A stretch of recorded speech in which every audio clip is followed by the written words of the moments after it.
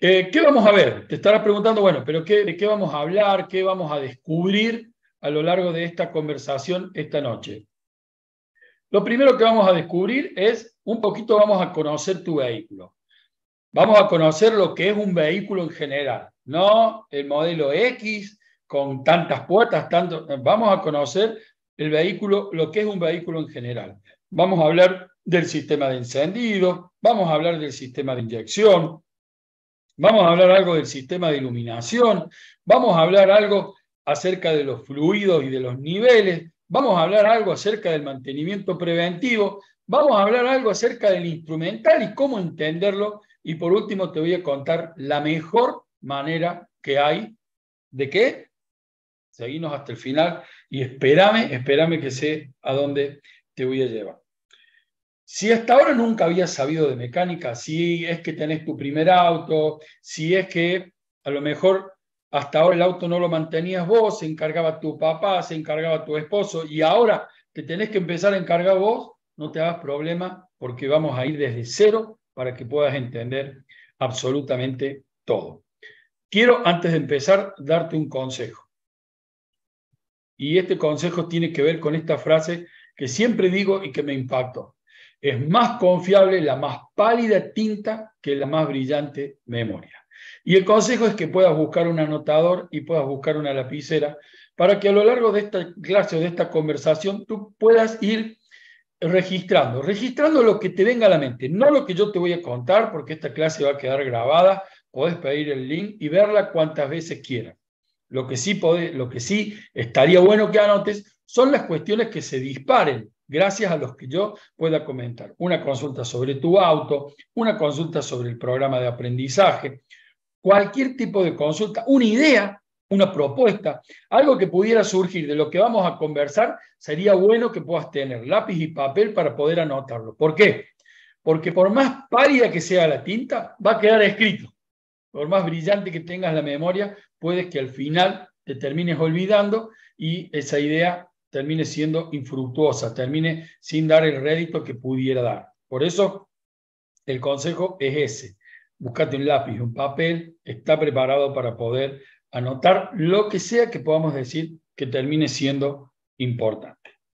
¿Vamos directo con la mecánica? Vamos, empezamos, ¿estamos listos? Se sigue sumando gente, pero lamentablemente vamos a avanzar porque ya, digamos, para no perder mucho tiempo. Vamos a empezar con conociendo tu vehículo. Conociendo tu vehículo tiene que ver con la idea de poder compartirte lo que es general, lo que tiene que ver con cualquier vehículo que vamos a encontrar en cualquier vehículo. El primer concepto sobre el que quiero poder conversar tiene que ver con automoción. Este dibujo que ustedes están viendo ahí tiene que ver con el primer automóvil patentado y registrado en la historia de la humanidad. Se llama Benz Patent Motorway. Este auto de 3 ruedas con motor trasero y transmisión en las ruedas de atrás fue el primer auto patentado con este concepto de automoción. Ustedes pueden buscar en internet, está toditita la historia de lo que esto era, un motor de combustión interna de un solo cilindro y 2,5 HP. Este auto vino a revolucionar lo que hasta entonces se conocía como carga o transporte. Lo que era el transporte en ese entonces, antes de la aparición del concepto de automoción, tenía que ver con esto, con estas dos imágenes. Primero, una fuerza y una carga. O sea, una fuerza que arrastraba una carga. Y segundo, la necesidad de carriles. Perdón, la necesidad de carriles. Es decir, o era transportado por carreta y la carga estaba externa, o necesitaba de carriles.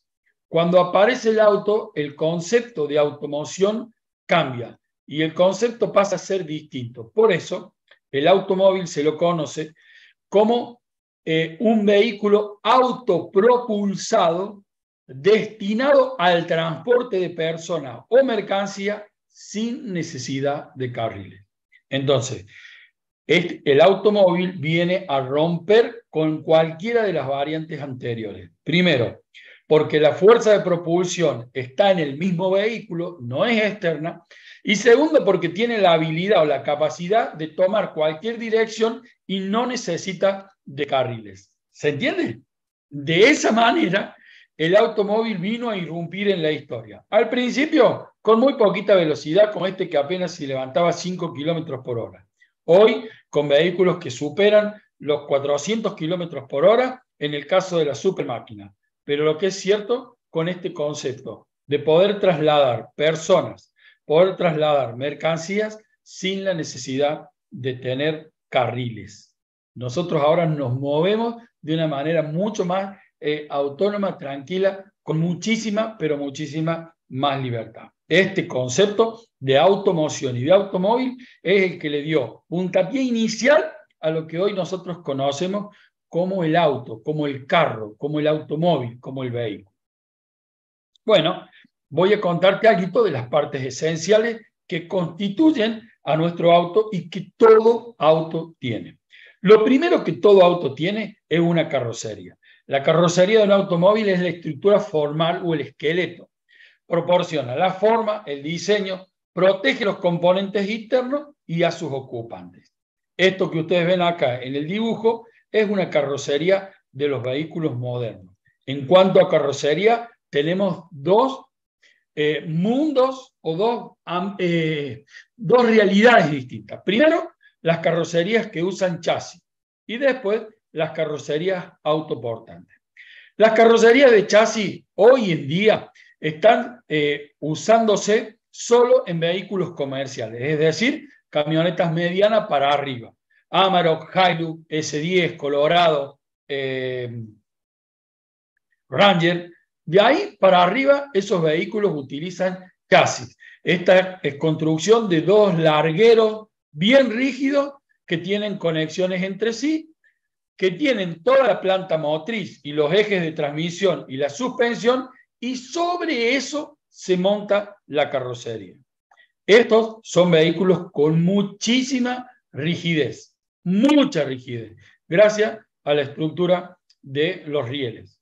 Las carrocerías autoportantes son utilizadas para vehículos livianos, para SUV, y son unos vehículos, digamos, carrocerías con una concepción mucho más moderna.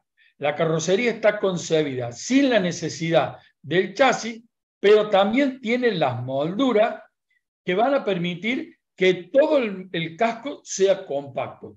A partir de esto aparecieron conceptos como la deformación programada, aparecieron conceptos que tienen que ver con la seguridad de los ocupantes.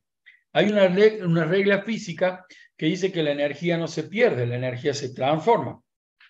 Entonces, cuando uno viene a cierta velocidad con una energía cinética importante, cuando choca, esa energía de algún lado se tiene que ir, en algo se tiene que transformar.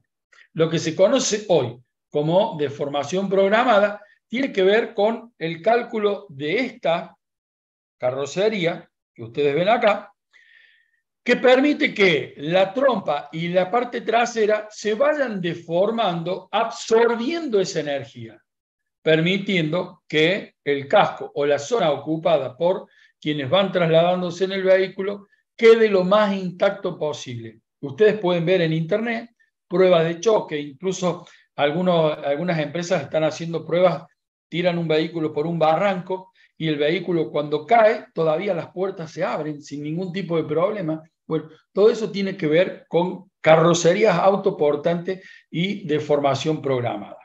Lamentablemente yo no tengo nada contra Citroën, pero ustedes pueden revisar en internet también. El último Citroën C3, nuevito, lanzado hace poco, sacó 0 estrellas en las pruebas de accidente de la NCAP. Esas pruebas no tienen que ver con Citroën, es un ente, digamos, autárquico, un ente independiente. Hizo las pruebas y esos conceptos de deformación progresiva que conserva el espacio del habitáculo sin alteraciones, el C3 no las aprobó. ¿Qué quiere decir? Es un vehículo inseguro. Es un vehículo que al momento de chocar se deforma el lugar en donde están los pasajeros. Eso compromete las piernas, compromete la cabeza, compromete la parte del torso de las personas, lo que hace que no sea un vehículo seguro. Todo eso tiene que ver con la posibilidad de que ahora nos da la carrocería autoportante. La carrocería autoportante tiene la característica de que flexiona. Y acá quiero dejarte un pequeño tip. Quizás tengas problema en tu vehículo escuchando un ruido cuando transitas en la calle bastante molesto, que puede ser el ruido de los burletes de la puerta. Nosotros tenemos un cliente con un vehículo muy nuevo y los otros días vino a traer el auto de la señora y nos contó que con su vehículo había tenido una situación desagradable en la concesionaria. ¿Por qué? Porque él había visitado la concesionaria manifestándoles un ruido bastante molesto y cuando fue a retirar el vehículo, la concesionaria le dijo que el ruido eran los burletes y que simplemente le habían pasado un algodón, una esponja con vaselina sólida solucionando el problema. A él le pareció ofensivo. Ofensivo que le digan que solucionaron un problema pasándole vaselina sólida a los burletes. Bueno, quiero contarles que eso es real y es la única solución que hay. No tiene que ver con la marca del vehículo ni con la categoría del vehículo. Es una realidad. Al flexionar la carrocería, los burletes que están bien pegaditos a la puerta, cuando la puerta se mueve, producto de la flexión de la carrocería, hace el mismo ruido que hace una zapatilla en un piso encerado. La única forma de evitar ese ruido es lubricar de una manera prudente, por supuesto que no es ponerle toda la vaselina sólida, que quede grotesco, que uno se manche cuando entra al auto, pero sí la única solución es lubricar el burlete para que al flexionar con la puerta no haga ese chillido que es tan molesto al momento de manejar o de moverse en el vehículo. Es una de las características, eso no pasa en un vehículo que tenga chasis porque el vehículo no flexiona. Sí pasa en un vehículo con carrocería autoportante. Ahora, aunque esto parezca en desmedro de la carrocería autoportante es mucho más segura que los vehículos que tienen chasis. ¿Sí? Cuidan mucho más a la persona que va adentro del vehículo. Esto se los dejo, ustedes los pueden ver, es alguna de las muchas calificaciones que existen dependiendo de la forma de la carrocería, dependiendo de cómo cierra la cola, la cantidad de puertas, la cantidad de volúmenes, así se denominan a los distintos tipos de carrocería. Y eso es algo importante o bueno que lo puedas conocer. Acá te dejo una de las tantas calificaciones que existen en cuanto a la carrocería. La parte principal de nuestro vehículo es el motor. El motor como máquina diseñada para convertir la energía en movimiento mecánico. Toda esta cuestión de la automoción, del poder ser autopropulsado, tiene que ver con el motor, tiene que ver con esta máquina que nos permite convertir la energía presente en el hidrocarburo en un movimiento mecánico. Por supuesto, utiliza principios de la física, la combustión interna, la electricidad, la expansión de gases, genera fuerza y movimiento. Cuando nosotros vamos al transporte anterior, teníamos, ¿verdad?, la tracción a sangre, el animal con la fuerza que arrastraba la carga. Hoy tenemos una máquina como el motor que nos permite transformar la energía presente en un hidrocarburo en una energía de movimiento.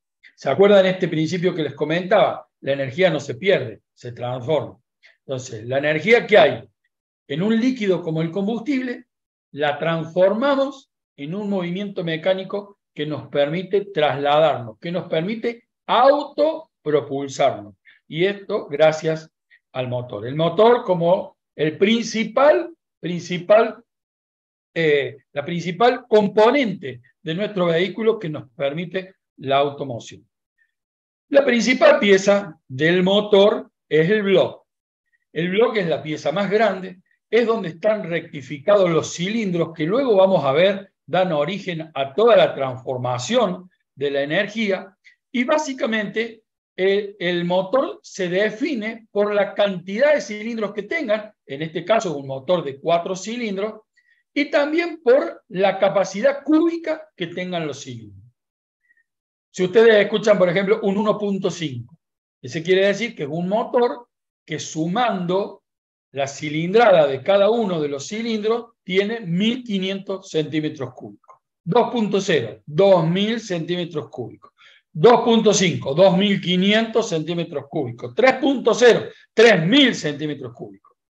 Y otra cosita que después pueden ver es también que el motor se define por la localización de los cilindros. Y pudiera ser un motor en línea, como es este, con cilindros en línea, o un motor en B, cuando los cilindros están puestos en paralelo, pero inclinados.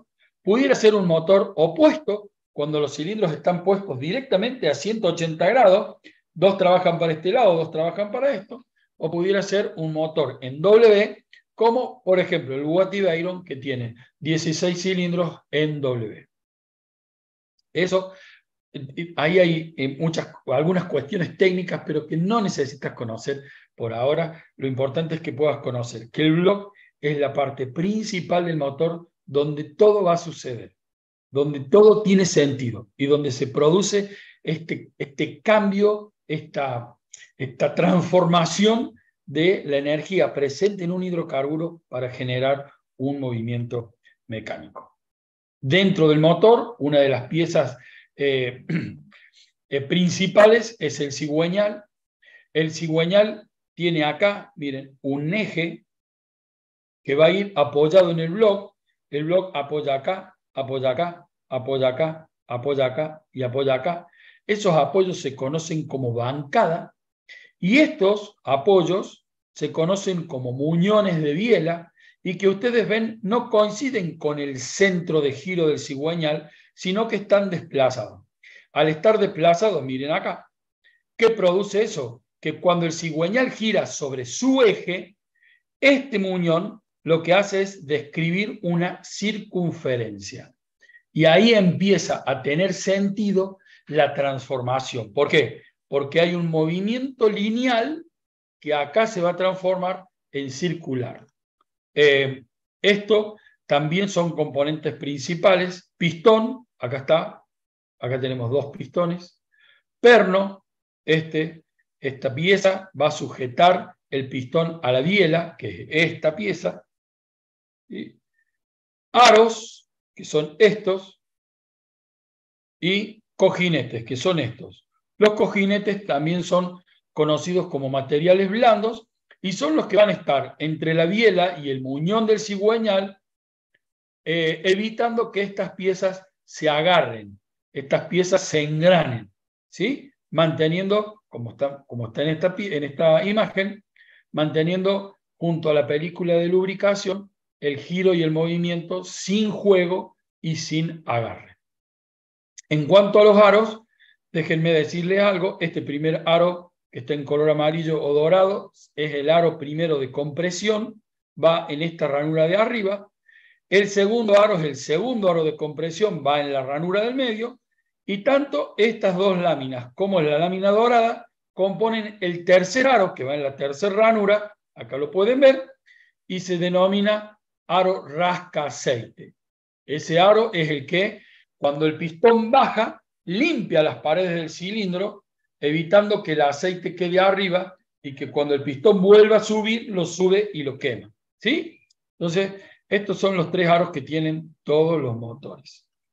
Acá ustedes van a ver ya el conjunto de pistón, perno y aro, ya abulonado en su posición en el muñón del cigüeñal, ¿sí? Acá ven que no está girando con el eje del cigüeñal y pueden entonces imaginarse, va a recorrer o a describir un movimiento circular alrededor del eje del cigüeñal. ¿Qué hace eso?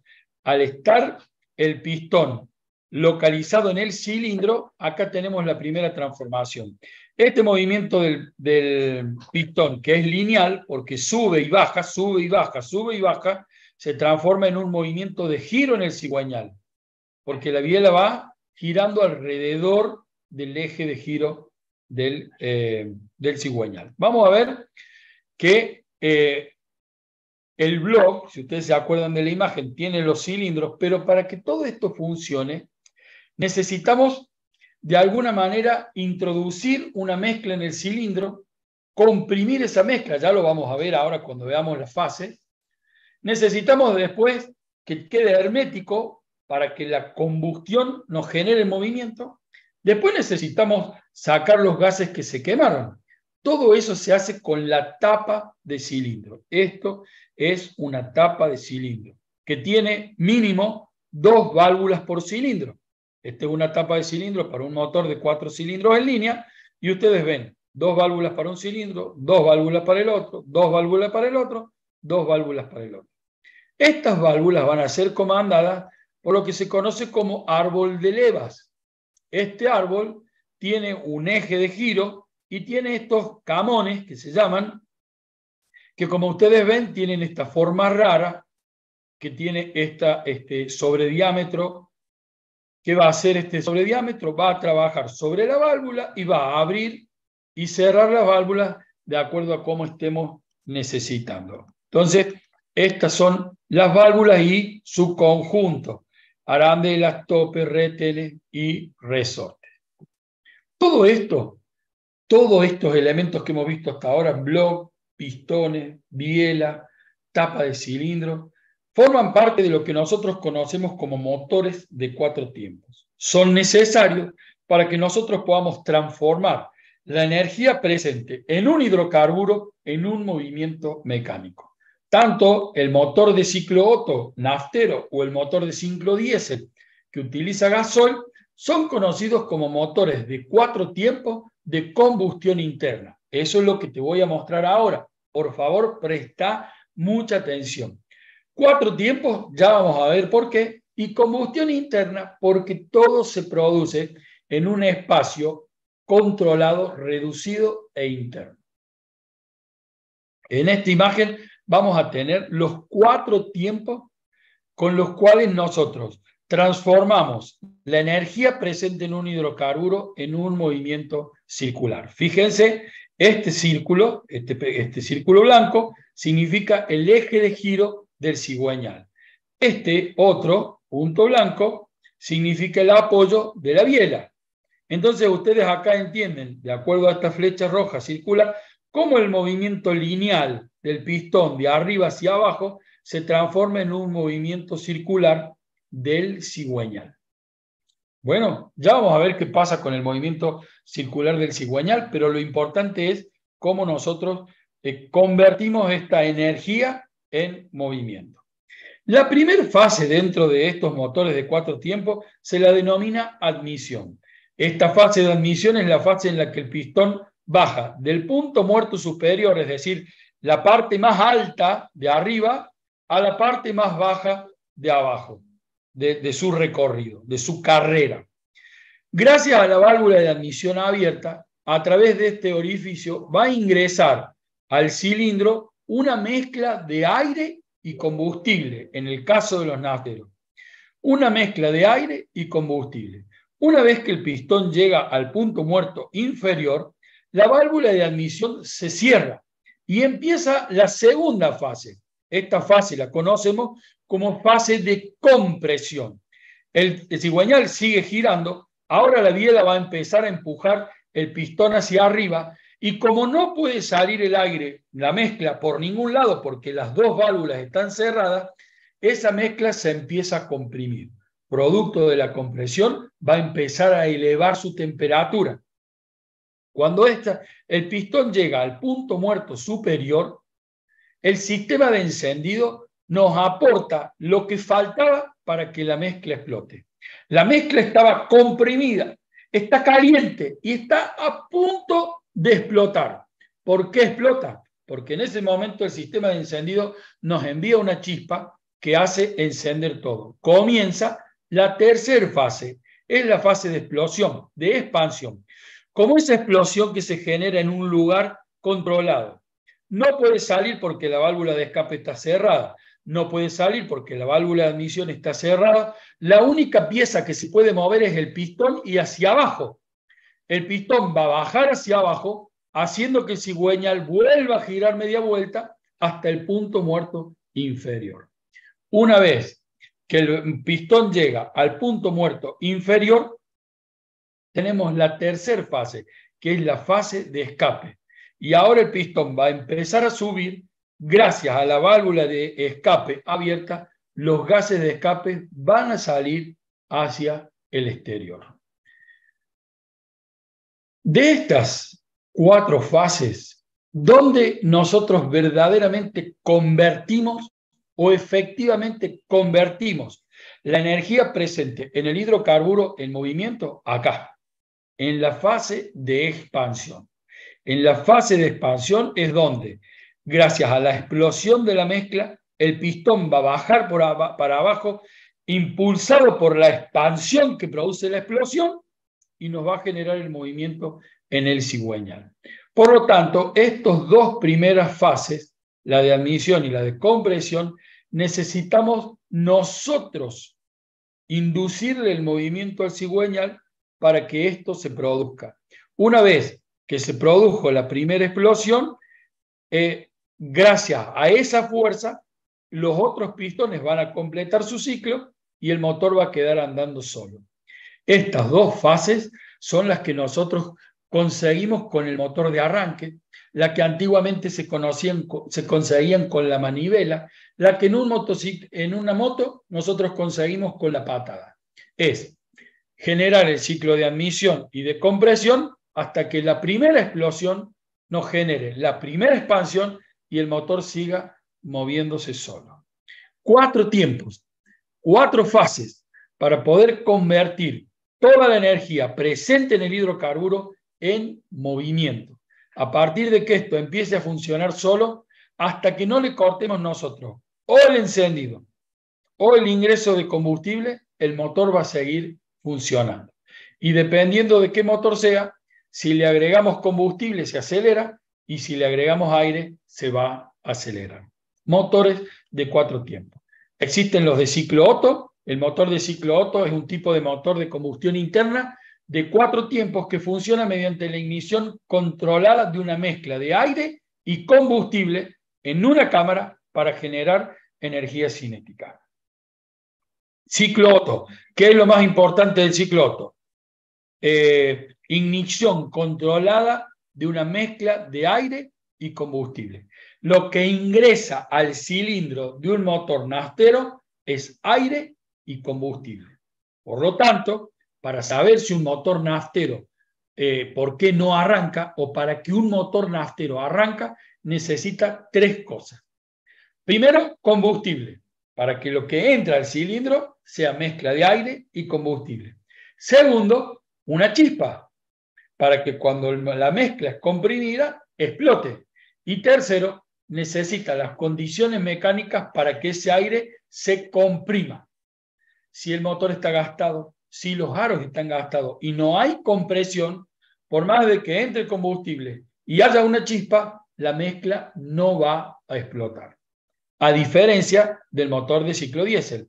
El motor de ciclo diésel es un motor de combustión interna que comprime el aire en la cámara de combustión hasta que se calienta lo suficiente para encender el combustible sin necesidad de bujía y ahí generar la energía cinética. En el motor diésel, lo que ingresa al cilindro es solo aire. Solo aire. Tiene, a diferencia del motor de ciclo Otto, mucha más carrera el pistón. Mucha más carrera. Entonces aumenta la relación de compresión. La relación de compresión quiere decir la diferencia que hay entre el punto muerto superior y el punto muerto inferior y punto muerto superior. Los motores nafteros tienen una relación de 10 partes a 1. ¿Qué quiere decir? Lo que significa un cilindro totalmente con el pistón abajo, cuando el pistón está arriba, significa de 10 partes a 1. Si tiene 10 centímetros, llega a 1. En el caso de los diésel es distinta y la relación es de 20 a 1. Por ende, el aire se comprime tanto que queda a punto de explotar solito, con tanta temperatura que cuando pulverizamos gasoil, el gasoil se inflama. Y ahí nosotros conseguimos esa explosión y la transformación de la energía que había en el hidrocarburo en una energía cinética. Gran diferencia entre un motor naftero y un motor diésel. El motor naftero funciona en base a la cantidad de aire que entra. ¿Por qué? Porque mientras más aire le entre, más combustible le va a entrar. Mientras mayor sea la cantidad de mezcla que yo introduzco en el cilindro, más potencia va a tener la explosión. El diésel funciona de manera distinta. Como siempre entra aire solo, la explosión va a ser mayor, la fuerza va a ser mayor, mientras más combustible inyecte.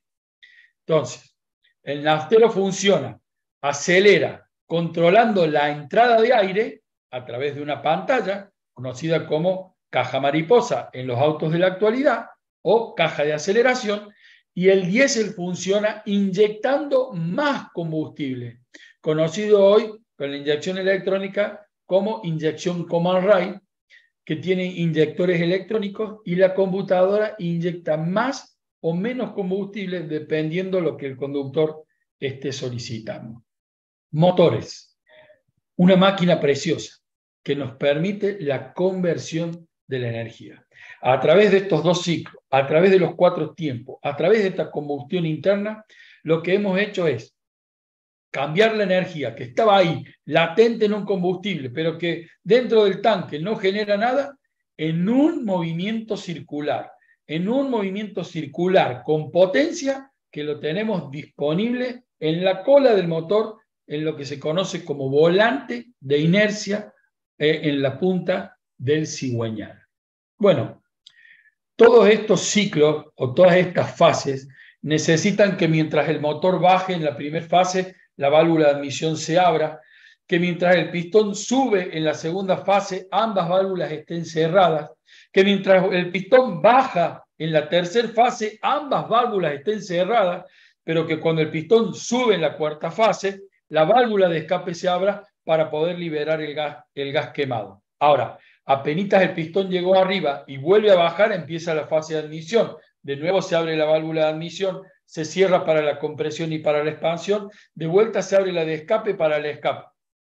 Todo eso necesita sincronismo, necesita distribución, y ahí es donde aparece el sistema de distribución, que como ustedes ven en esta imagen, es el encargado de sincronizar el movimiento del cigüeñal, que ves el que dice para dónde va el pistón, para arriba o para abajo, y el movimiento del árbol de leva, que a través de los camón o resaltos maneja las válvulas, abriendo y cerrando la válvula que sea necesaria. El sistema de distribución, básicamente, ya sea de correa o de cadena, lo que hace es sincronizar todo este movimiento y nos asegura el funcionamiento adecuado tanto de la admisión, de la compresión, de la expansión, como del escape. Ahora, no quiero salir de acá sin mostrarte o ver que puedas entender la importancia de esta correa, la importancia de esta cadena. ¿Por qué? Porque si esta cadena se corta y el árbol de leva queda en esta posición, esta válvula está más baja que esta. ¿Se puede ver? Pero el pistón, como el cigüeñal se sigue moviendo, va a subir. Cuando el pistón suba, le va a pegar a esta válvula y la va a terminar doblando. Lo que va a hacer es que no pueda cerrar. Cuando quiera subir, la válvula ya no va a cerrar. Y como no va a cerrar, los ciclos no se van a cumplir. Si se corta la correa de distribución, si se sale de punto una cadena de distribución, el motor sufre la rotura, deja de funcionar y el gasto, por ende, se torna elevado. Este motor está compuesto por piezas metálicas. Todo lo que hemos visto hasta ahora, salvo la correa de distribución que es de Kevlar, el resto es mecánico, metálico. Eso necesita lubricación. El sistema de lubricación proporciona a las partes móviles una capa, una superficie reduce la fricción y el desgaste para que garantice el funcionamiento y la vida útil del motor. A mí me gusta ejemplificar esto con lo que pasa cuando uno pisa detergente en el piso. Cuando uno pisa detergente en el piso, pierde toda firmeza, ¿de verdad? Se resbala. Quien ha visto, por ejemplo, algún partido de la NBA o de básquet, sabe que cuando un jugador se cae y deja el sudor en el piso, automáticamente entran auxiliares a secar. ¿Por qué? Porque si alguien pisa ese sudor, se resbala. Esa superficie del líquido, aunque sea pequeña, lo que hace es evitar que las superficies se agarren, se engranen entre sí. El sistema de lubricación nos permite en el motor exactamente lo mismo. Permiten que el motor o las piezas metálicas fluyan en su recorrido, suban y bajen, giren sin agarrarse, sin engranarse una con la otra. Permite entonces no solo el funcionamiento, sino la longevidad de cada una de las piezas. En cuanto a la lubricación, nosotros tenemos aceites de tipo mineral, semisintético y sintético. Y acá hay una discusión eterna. Bueno, yo con esto solo te quiero decir algo que puedas grabarte. Siempre lo ideal va a ser que utilices el aceite que pide e indica el fabricante. Y no hay fabricante que no diga en su manual de usuario qué aceite es el mejor para usar o el apropiado para usar. A veces nos parece capricho, pero si el fabricante te dice aceite sintético, es porque ya probó y necesita las condiciones de un aceite sintético. Si te dice semisintético, es porque ya probó y necesita lo que un aceite semisintético le da. Y si te da la opción de elegir, pues podés elegir, porque si te da la opción de elegir, ya hizo las pruebas para que vos puedas elegir. Básicamente, un aceite mineral tiene limitaciones en cuanto a su comportamiento térmico y tiene menos aditivos que los semisintéticos y los sintéticos. La realidad o la necesidad de los aceites semisintéticos y sintéticos tiene que ver con el arranque del motor. El aceite, al igual que cualquier líquido, a medida que va descendiendo la temperatura, se va tornando más espeso. El momento en el que el motor más sufre la falta de lubricación es el arranque. ¿Por qué? Porque cuando el motor arranca, las piezas no tienen aceite. Necesitan que el aceite suba lo más rápido posible para generar esa película que evita el desgaste. Bueno, si el aceite en un lugar frío está pesado, para que ustedes se entiendan, está como una miel azucarada, hasta que llegue a las partes altas, vamos a tener 4 o 5 segundos de un motor funcionando sin lubricación, lo cual es nefasto y muy perjudicial. Lo que se fue consiguiendo con el semisintético y con el sintético es que el aceite mantenga condiciones livianas de baja densidad aún en temperaturas bajas. Es más, ustedes pueden ver, aceite mineral 15W40, aceite semisintético 10W40 y aceite sintético 5W40. Esos números no son números que indiquen temperatura, son códigos. Y esos códigos sí hacen referencia a valores de temperatura. Y están indicando entre qué temperatura máxima, mínima y qué temperatura máxima, entre qué temperatura mínima y qué temperatura máxima, el aceite mantiene la viscosidad que pidió el fabricante. Entonces, un aceite 5W40 tiene una temperatura muy baja y la temperatura alta solicitada por el fabricante, en donde mantiene su viscosidad. Un semisintético ya no se mantiene viscoso muy abajo, por eso es 1040, y un mineral menos todavía. Los aceites sintéticos se empezaron a usar sobre todo en países nórdicos, donde hay 20 grados bajo cero, 30 grados bajo cero, y un aceite mineral prácticamente se pone muy espeso, como una miel o como un dulce de leche repostero. Los argentinos nos encanta el dulce de leche. Bueno, de esa manera la lubricación en el momento del arranque se ve muy comprometida. ¿Yo puedo elegir el aceite que uso en mi vehículo? lo mejor, te vuelvo a repetir, es que utilices el aceite que recomienda el fabricante. Y algo sí te voy a decir. Si estás usando aceite sintético y el auto ya tiene muchos kilómetros, quizás preguntarle a un profesional, pero ya pudieras usar un semisintético. Y si ya tienes muchos kilómetros, quizás hasta pudieras usar un mineral. ¿Podés de un aceite de alto nivel ir bajando de categoría o de nivel? Sí. Lo que nunca podés hacer, y esto si tenés la libreta que yo te dije y te sugerí al comienzo, anótalo. Lo que nunca debo hacer es cambiar de un aceite mineral a un sintético, a un semisintético, de un semisintético a un sintético. ¿Por qué? Muchas de las características diferentes tienen que ver con aditivos vinculados a la limpieza. ¿Qué quiere decir eso? Bueno, que un aceite mineral hay ciertos residuos que va dejando con el paso del tiempo. Un semisintético deja mucho menos y un sintético muchísimo menos. Si vos, habiendo usado un aceite mineral, pones un semisintético o un sintético, corres el riesgo de que los aditivos de limpieza de estos aceites de mejor calidad desprendan la mugre, la suciedad del aceite que el aceite mineral venía dejando y te tape el filtro o los conductos de aceite. Por eso, nunca, habiendo usado un aceite mineral, cambies a uno de mayor nivel o de mayor rango como sintético o semisintético. Esto es la lubricación necesaria, imprescindible.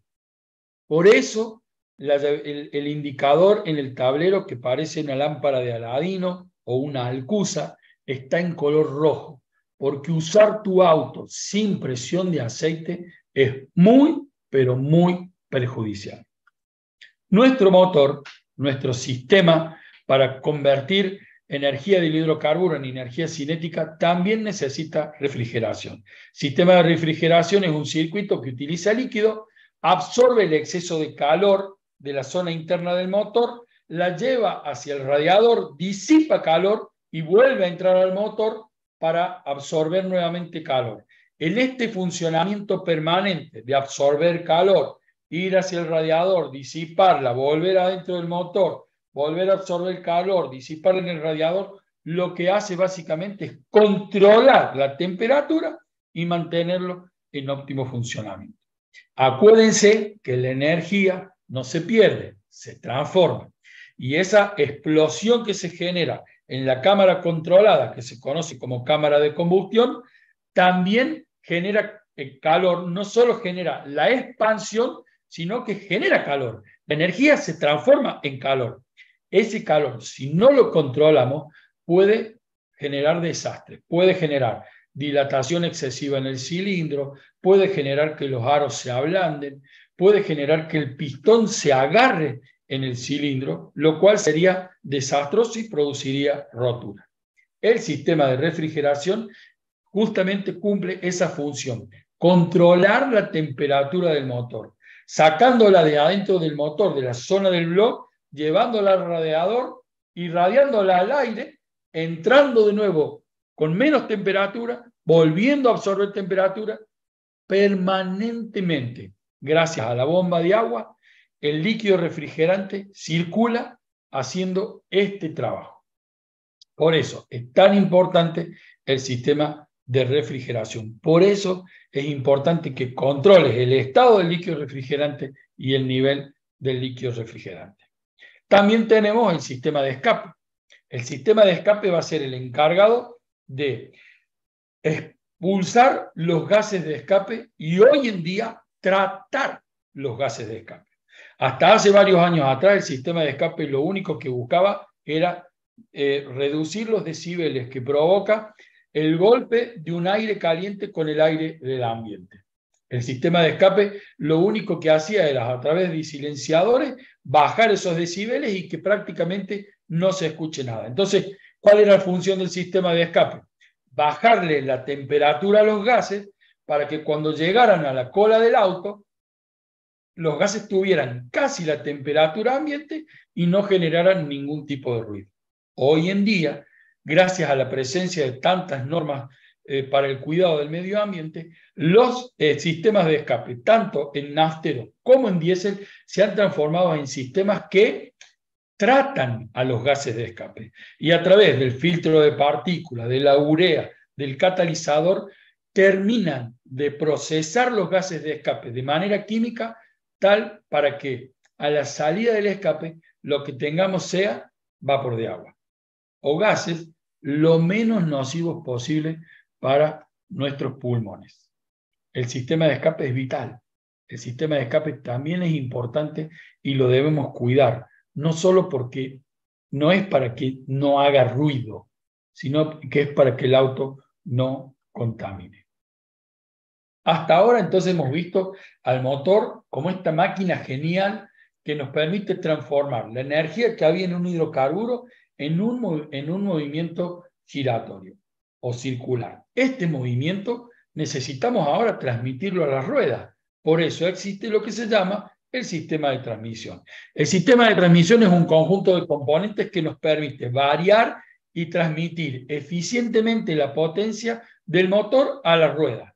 Nos posibilita el control de la velocidad y del torque a través de distintos engranajes. La mayoría de los vehículos hoy tiene cuenta revoluciones. La mayoría de ustedes habrá escuchado a personas que dicen, no sabes, con la sexta el auto va a 150 en 2.500 revoluciones. Bueno, ahí lo que está viendo es una importante multiplicación. Pero, sin embargo, si uno pone la primera y lo lleva a 2.000 revoluciones, quizás el auto solo alcance 20 kilómetros de velocidad. Y ahí lo que está viendo es una gran desmultiplicación. Lo que hace el sistema de transmisión a través de engranajes y de dos ejes principales puestos en paralelo es permitirnos desmultiplicar o multiplicar la relación entre las vueltas que ingresan a la caja de velocidad y las vueltas que salen de la caja de velocidad, para poder así manejar nosotros el torque. Entonces, cuando necesitamos mover de arranque el peso del vehículo, con muchas vueltas del motor, apenas si el vehículo se mueve. Ahora, cuando el vehículo ya tiene una velocidad y una inercia, con pocas vueltas de motor, apenas si empujamos el vehículo. De esa manera, nosotros vamos pasando por las distintas velocidades y vamos consiguiendo esa desmultiplicación y arrancar de 0 a 150, 160, la velocidad que nuestro vehículo pueda alcanzar. En esto, la estrella es la caja de velocidad. Acá tienen ustedes dos ejes, ¿ven? Dos ejes principales. Por esto que se conoce como directa, esta pieza, va a entrar el movimiento del motor. Va a pasar a uno de estos engranajes, después pasa a este eje, vuelve acá la cola a este eje y sale de la caja de velocidad multiplicado o desmultiplicado, permitiéndonos conseguir entonces cambiar la relación entre la velocidad del motor y la velocidad de las ruedas. Eso le permite al conductor ajustar la velocidad y el rendimiento del vehículo. A ver, díganme por favor si yo puedo con esto simplificarlo. Hasta ahora y lo que ya hemos visto, tenemos energía en movimiento. ¿Dónde? En el motor. Tenemos luego la caja de velocidad que nos permite transmitir ese motor. ¿Y a dónde esa energía en movimiento? ¿Y a dónde la vamos a transmitir? A la rueda, a través del eje de transmisión, sea tracción delantera o sea tracción trasera. A estos grandes grupos los une, primero, un sistema de embrague y después un sistema de semiejes o palieres.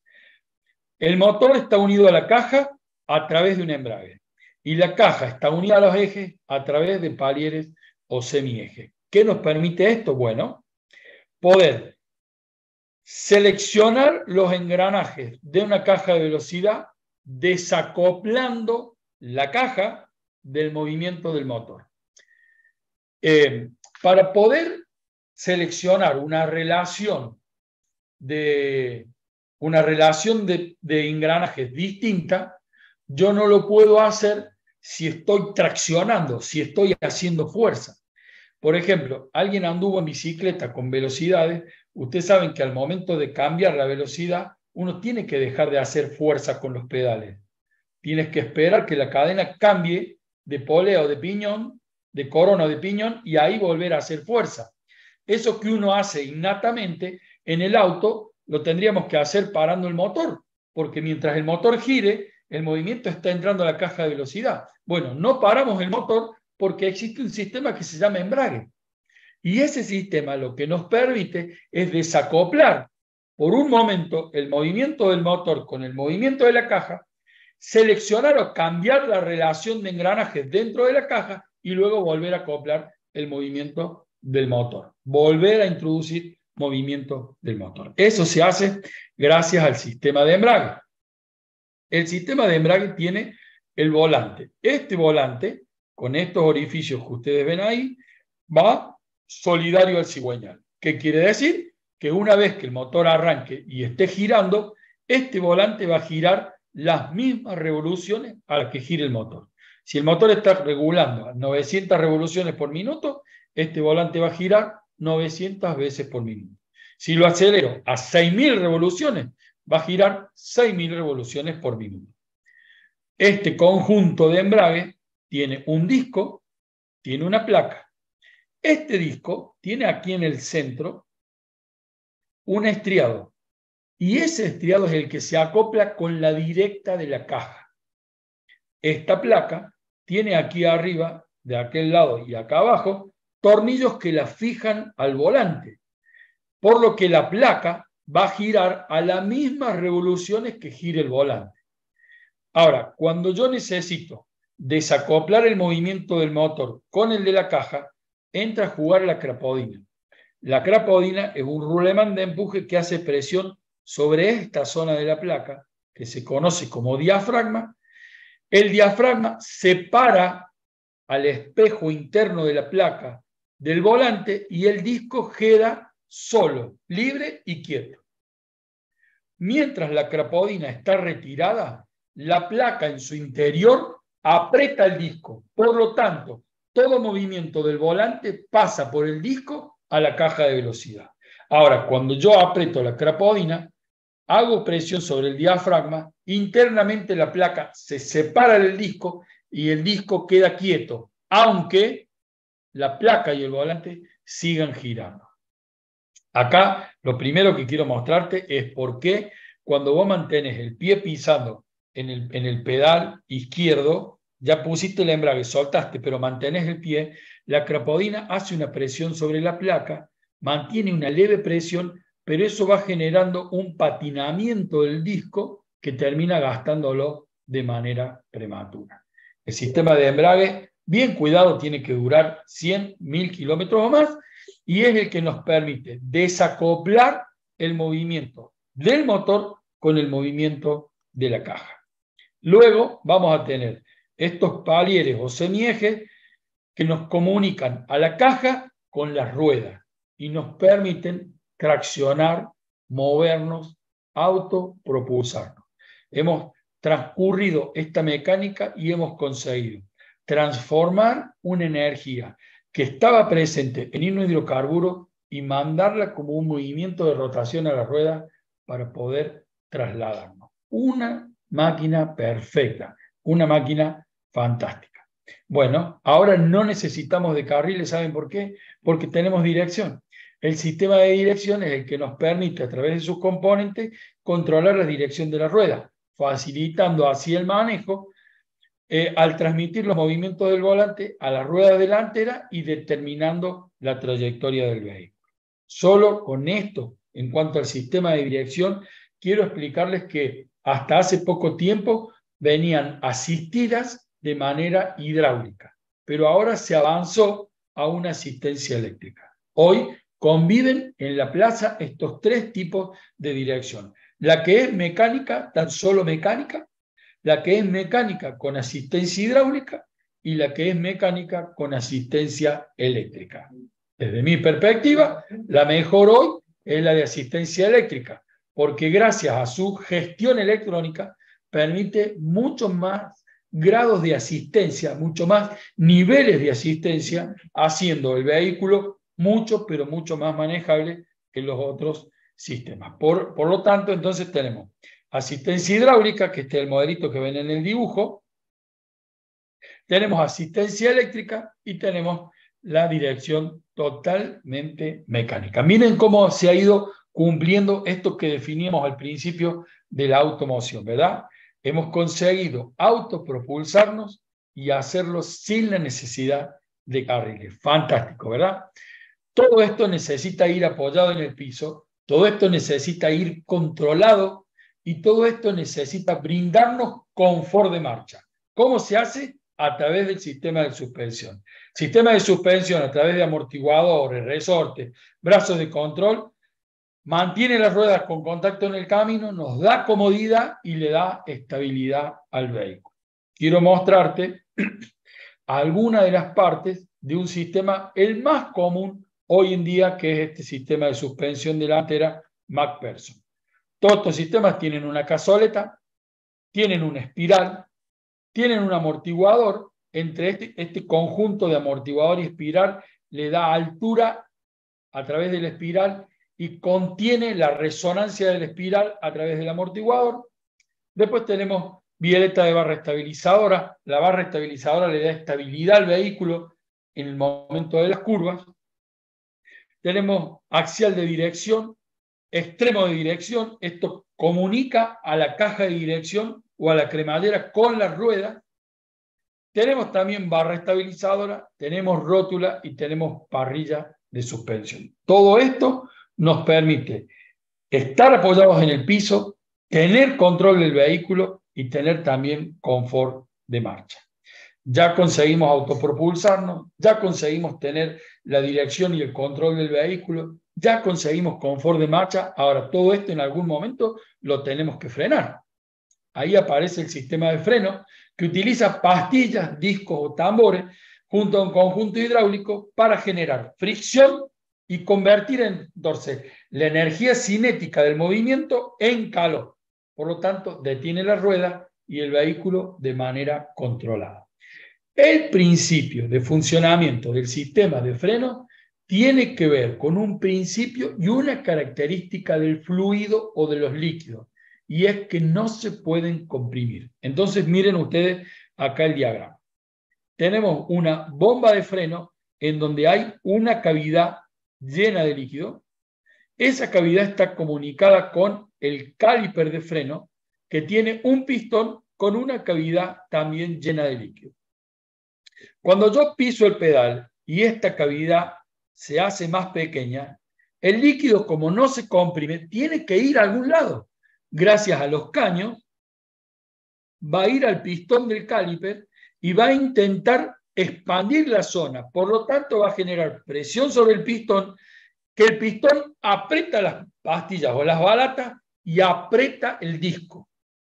Entonces, todo el movimiento del vehículo ahora se va a transformar en calor. No sé si han podido ver algunos videos de la Fórmula 1 o de los autos de carrera, sobre todo en Le Mans, que corren de noche, y cómo cuando van llegando a una curva, los discos de freno se ponen todos rojos. Bueno, toda esa energía cinética que venía siendo velocidad, ¿dónde se transforma? Ahí, en calor, cuando quiero frenar y cuando las pastillas apretan el disco, generando una excesiva fricción.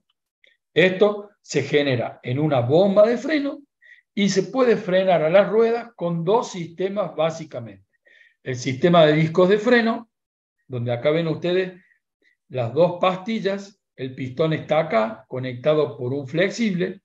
Cuando el pistón intenta expandirse o salir, aprieta las pastillas contra el disco o a través de frenos de tambor. Estos patines están cerquita de la campana y cuando el líquido llega acá al cilindro, abre los dos cilindros que están uno en cada extremo, abriendo los patines y ciñéndolos sobre la campana, no de afuera como los discos, sino desde adentro. Lo mismo, genera calor, genera fricción y detiene o termina deteniendo al vehículo. Eso hace que no solo nos podamos autopropulsar, no solo podamos dirigirnos sin necesidad de carriles, sino que también podamos frenarlo en el momento que nosotros lo necesitemos. ¿Vamos bien? Voy muy rápido. Hemos ido entendiendo un poquito toda esta máquina preciosa para los que nos gusta el automovilismo, esta máquina genial que pasó de la energía contenida en un hidrocarburo a poder movernos de manera autónoma, decidiendo para dónde ir, haciéndolo de manera confortable y de manera segura y deteniéndolo cuando a nosotros se nos ocurra. Ahora quiero contarles algo acerca del sistema de encendido, que es el que nos da esa chispa que necesitamos en el momento en que la mezcla se comprimió y tiene que venir la chispa para que explote. El sistema de encendido es entonces el encargado de generar la chispa para que se encienda la mezcla de aire y combustible en el motor. Está formado por una batería, una bobina, un encendido, un distribuidor y bujías. Esto que ustedes ven acá en la bujía, ese saltito de chispa, es el que termina por combustionar la mezcla y generar la explosión. Esto es un sistema de encendido de los antiguos, el que más piezas tenía. Necesitaba de un interruptor de contacto, necesitaba de una bobina, necesitaba de un distribuidor de bujía, necesitaba de cables de bujía, necesitaba de un rotor, de un platino, de un pulmón de avance y de un condensador. Todo esto que hacía, todo esto hace, primero, que circule una corriente por el primario de la bobina. Que cuando yo decido cortar esa circulación por el primario, sale una chispa por el secundario. Y después, dependiendo de la posición del rotor, direccionar esa chispa al cilindro 1, al cilindro 3, al cilindro 4 o al cilindro 2. Estos sistemas de encendido se usaban en autos que tenían distribuidor. Este aparato grande se conoce como distribuidor justamente por eso, porque genera la señal de ruptura y distribuye la chispa que genera el secundario de la bobina. Este distribuidor va a tener tantos cables en su tapa como cilindro tenga el motor, más uno por la bobina. Hoy en día eso ha ido evolucionando, eso ha ido cambiando, y de este sistema de encendido que tenía tantas piezas en movimiento, que necesitaba mantenimiento, que necesitaba reparación, hemos pasado a un sistema ahora conocido como DIS, o de encendido directo, que tiene la bobina puesta directamente arriba de la bujía y ya no utiliza distribuidor. Esto ha permitido un manejo mucho más exacto del tiempo de encendido, de la calidad del encendido, ha permitido que el mantenimiento sea prácticamente nulo, salvo el cuidado de la bujía, y ha permitido a la ECU muchísimo más control sobre el tiempo en el que genera la chispa. Esto es hoy en día lo que más se utiliza. El distribuidor ya no se utiliza, no sale en los vehículos, pero si usted tiene por ahí un Renault 9, un Renault 11, un Renault 18, un Peugeot 504, algún Gol todavía salían con distribuidor, y es bueno que usted conozca todas las piecitas que ese sistema tiene en funcionamiento. Esto es el encendido. Este es el sistema que anexo nos permite esa chispa que necesitamos para que la mezcla comprimida termine de explotar. Obviamente va a encender una mezcla, y si va a encender una mezcla es porque solo tienen los motores nafteros. Los motores diésel no tienen sistema de encendido. Déjenme les cuento algo sobre el sistema de inyección. Los nafteros necesitan introducir una mezcla de aire y combustible. La proporción ideal entre la cantidad de aire y de combustible se conoce como relación estequiométrica y es 14:1. ¿Qué quiere decir? 14 partes de nafta, de aire, una parte de combustible. Esa relación nos asegura que al momento de combustionarla, los gases no serán nocivos. Bueno, lo que pasa es que esa relación va a depender de muchos factores. Hasta la década del 80, del 90, esa mezcla se hacía a través de un carburador. Un carburador que funcionaba con el mismo principio que funciona esta inyección que se hace de pintura del difusor o una pistola de pintura, es decir, un depósito con combustible, una garganta, y la circulación de aire arrastra combustible. El carburador tenía su cuba y tenía sus pasos calibrados, ahí se ponían lo que se conoce como chicle, y el aire que entraba por la garganta del carburador arrastraba combustible, mezclándose así el combustible con la nafta para ingresar a los cilindros. A medida que las solicitaciones en cuanto a la emisión de monóxido de carbono, de dióxido de carbono, fueron siendo más estrictas, tuvo lugar la aparición de la inyección electrónica. Primero fue inyección mecánica, después inyección electrónica. Y este avance lo que permitió es no que el combustible sea arrastrado por gravedad, sino que el combustible sea inyectado.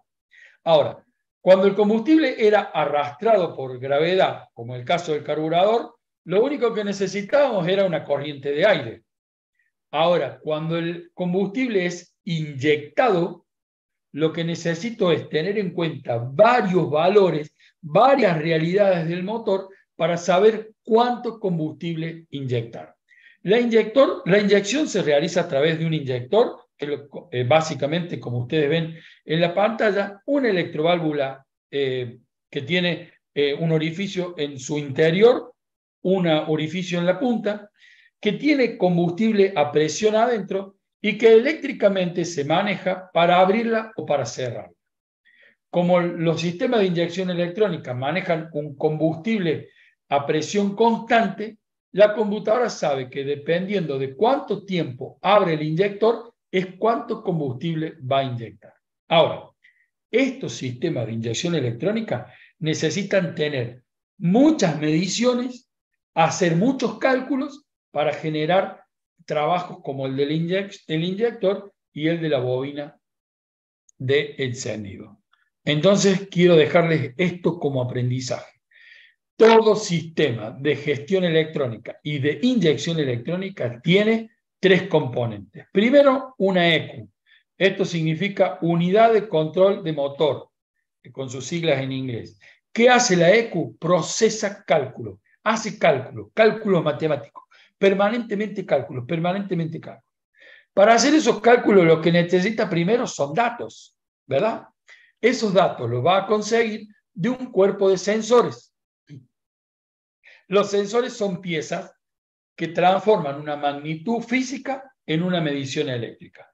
La computadora hace cálculos en base a valores eléctricos. Entonces los sensores lo que hacen son cambiar magnitudes físicas en valores eléctricos.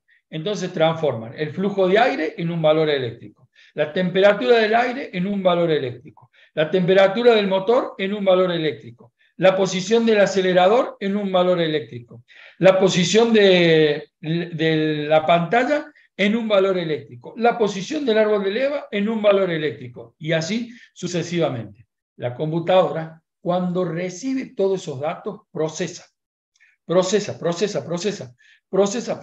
toma decisiones, y lo que hace es mandar señal eléctrica a otro grupo, que es el grupo de los actuadores. Los actuadores que hacen la inversa de los sensores. Los actuadores, gracias a una señal eléctrica, generan un trabajo. Entonces, por ejemplo, los inyectores, gracias a una señal eléctrica, inyectan combustible. Las bobinas, gracias a una señal eléctrica, generan una chispa. Y para poder mandar la señal eléctrica que va a inyectar combustible, la ECU necesitó de los sensores. Esto se produce permanentemente. Y es cuasi inteligente porque la ECU es la que va procesando toditita la información. Toda la información. Esto que yo estoy explicando ahora para la inyección electrónica es válido para todo sistema de gestión electrónica. En el caso de la inyección, cuánto combustible se va a inyectar está determinado por lo que está midiendo los sensores y por los cálculos que hace la ECU. Esto, en el caso de los diésel, también se verifica de la misma manera. Un grupo de sensores, una ECU y un grupo de actuadores.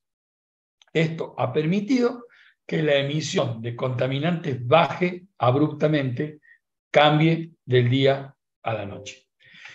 Bueno, nuestro vehículo también tiene un sistema de iluminación. Quiero dejarles solo algunos conceptos en base a esto. El sistema de luces engloba faros delanteros y traseros, luces de freno, intermitente, posición, permite la visibilidad nocturna, la señalización y la seguridad vial. Circular con las luces bajas a pleno día tiene que ver con seguridad vial. Tiene que ver con la posibilidad de que, sin importar el día, uno pueda descubrir el vehículo que viene enfrente de uno. En cuanto a las luces, solo quiero recomendarte esto. He puesto esta lámpara para que vean que tiene escrita en esta zona, esta lámpara acá. Todas las lámparas tienen esto, miren, el voltaje para el cual está diseñada y la descripción de la lámpara. P21W es la misma lámpara en cualquier marca que usted compre. No importa si es Bosch, si es Narva, si es Philips, si es Honran, la P21W es igual en todas las marcas. Esta, por ejemplo, es H4 y es igual en todas las marcas. ¿Qué quiero aconsejarte con relación a esto? Averigua, investiga cuáles son las lámparas que lleva tu auto y cómprate una de cada una. ¿Por qué? Porque no es fácil cambiarla en todos los autos la lámpara. La mayoría de los manuales de usuario traen la indicación de cómo se cambian. Pero vos podés conseguir a alguien en la ruta que te cambie una lámpara. Lo que es difícil de conseguir es quien te vende una lámpara a las 12 de la noche o a las 10 de la noche. En cambio, si vos tenés una cajita con 6 lámparas para poder resolver esa situación, bueno, vas a hacer de una posible detención en la ruta una experiencia fácil de superar y no algo que verdaderamente te amargue el viaje. Recordá, todas, pero todas las lámparas tienen, ya sea en la parte metálica o en la ampolla de vidrio, la descripción de la lámpara. Y la descripción te va a decir el voltaje para el cual fue fabricada y también la característica de la lámpara. En cuanto a la iluminación, te muestro esto para que vos veas cómo está avanzando. Este sistema de matriz LED de Audi, vos tenés acá a la izquierda cómo funciona una iluminación normal. Este auto ha tenido que poner luces bajas para no encandilar al auto que va adelante ni al que viene de frente. Este auto, con sistema de luces matriz de LED, dejó las luces altas puestas y el sistema generó un haz de luz negro para no encandilar al que va adelante y un haz que va a seguir al auto que viene de frente para tampoco encandilarlo, pero va a mantener toda la atmósfera iluminada. Un sistema brillante, brillante, presente hoy solo en autos de alta gama. Y esto es lo último que está probando BMW, que ya es luz láser. Miren, más de 600 metros de alcance con la luz. Una luz totalmente distinta, una claridad y una seguridad al momento de manejar totalmente diferente. Rapidito, porque la hora se nos va, vamos a ver algo acerca de niveles y fluidos. Los fluidos son vitales para el funcionamiento adecuado y la longevidad del vehículo. Cumplen diversas funciones, pero son esenciales para mantener las partes móviles y los sistemas en óptimas condiciones. Los fluidos es algo que nos tenemos que acostumbrar a controlar. No puede ser que nos demos cuenta que se quedó el vehículo sin líquido de freno porque el embrague no funciona más o porque el pedal de freno se fue al fondo.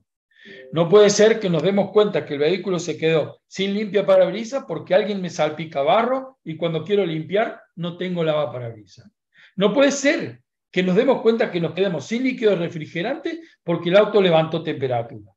No puede ser que nos demos cuenta que nos quedamos sin aceite porque se prendió la luz roja en el tablero.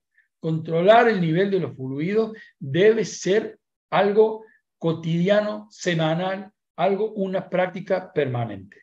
Para eso hemos regalado a lo largo de los vivos la fórmula de los 3 controles. Un PDF que te enseña a controlar el nivel de los fluidos. Fluidos como el aceite de motor, es importantísimo que controles su nivel permanentemente. Todas las varillas de aceite tienen un máximo y un mínimo.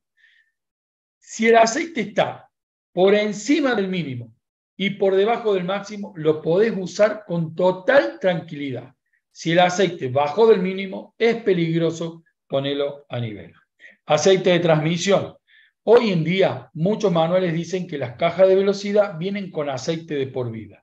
Yo lo que recomiendo es que si tuviste por algún motivo que pasar en una calle de mucho barro, o tuviste que superar un vado, o por una lluvia tuviste que pasar por un lugar de mucha agua, hace controlar el aceite de la caja. Si por la presión del agua, el agua entró a la caja por algún retén, se va a emulsionar con el aceite, te va a oxidar la caja por dentro y le va a quitar efectividad al aceite. Por más de que el aceite haya sido concebido para no cambiarse, si el agua te lo mezcla, te lo emulsiona, lo más prudente sería que lo cambies. Aceite de dirección hidráulica. Atención, aceite rojo, liviano. No confundir con líquido de freno, no confundir con líquido refrigerante. Hoy solo algunos vehículos están trayendo un líquido de dirección nuevo de color amarillo. Asegúrate de qué líquido tiene tu auto y si tenés que nivelarlo siempre con el líquido apropiado. Líquido refrigerante, la fórmula de los 3 controles te enseña todo sobre el líquido refrigerante. Líquido de freno, también importantísimo, la efectividad del frenado, la seguridad de quienes van en el auto tiene que ver con que no te falte el líquido de freno y lavaparabrisas. ¿Por qué lavaparabrisas? Porque no te podés dar cuenta en la ruta cuando alguien te salpicó y no se ve nada que no tenés lavaparabrisas. Ya sea en la ruta o en la ciudad, el lavaparabrisas no te puede faltar. ¿Y por qué te recomiendo que uses el líquido especial para eso? Porque es un líquido que viene preparado para remover los bichos, para remover los residuos de los bichos y para no generar aureolas en el vidrio. Si vos le pones si vos le pones detergente, eso te va a generar un sedimento que va a ser peor el remedio que la enfermedad. Y si solo le pones agua, con lo mismo, con los bichos, va a desparramar la grasitud del bicho y va a ser peor que si no hubieras hecho nada. Por eso vienen líquidos especialmente preparados para que puesto en el depósito del lavaparabrisas, al usar vos el lavaparabrisas, te limpie el parabrisas de una manera efectiva. Líquidos, fluidos, niveles, son cosas importantísimas para el cuidado de nuestro vehículo. Vamos terminando, vamos a hablar de mantenimiento preventivo. Si vos querés aprender de mecánica, el mantenimiento preventivo es una de las primeras cuestiones que tenés que entender. Inspecciones y servicios regulares van a hacer que tu vehículo prevenga o puedas prevenir averías costosas y asegures el óptimo rendimiento. Eso es gracias a tener un plan preventivo de mantenimiento, un plan preventivo de cuidado, porque como siempre digo, te va a salir muchísimo, pero muchísimo más económico prevenir que reparar.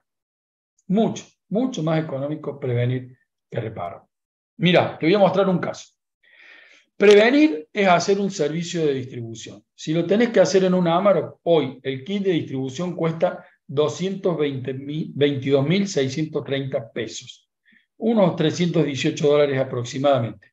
La mano de obra de eso serían unos 96.000 pesos y el total serían 318.630 pesos o $455. Es un trabajo que lo tenés que hacer de manera preventiva. ¿Por qué?